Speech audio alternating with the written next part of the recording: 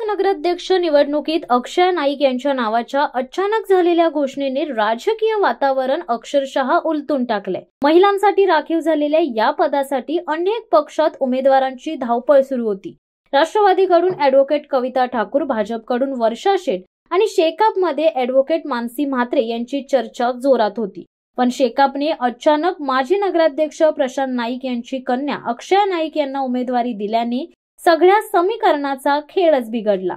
शेकापने केवळ नगराध्यक्ष नव्हे तर 20 नगरसेवक पदांसाठीचे उमेदवारही जाहीर करून थेट महायुतीला कोपऱ्यात उभं केलंय। या घोषणेनंतर राष्ट्रवादी आणि भाजपमधील इच्छुक महिलांनी माघार घेण्यास सुरुवात केली आहे। या उलट महायुतीचा गोंधळ दिवसेंदिवस वाढतोय। भाजप, शिवसेना, शिंदे गट आणि राष्ट्रवादी अजित पवार गट अजूनही एकतर्फी उमेदवार निश्चित करू शकले नाहीत।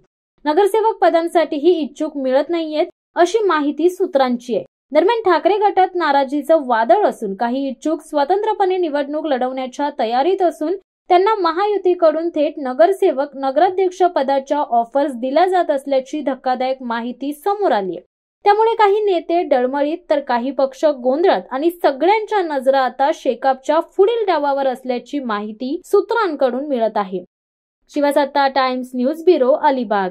दे धडक बेधडक वृत्त देणाऱ्या आपल्या शिवसत्ता टाइम्स न्यूज चॅनलला लाल बटन दाबून सबस्क्राईब करा आणि बेल आयकॉनला क्लिक करायला विसरू नका।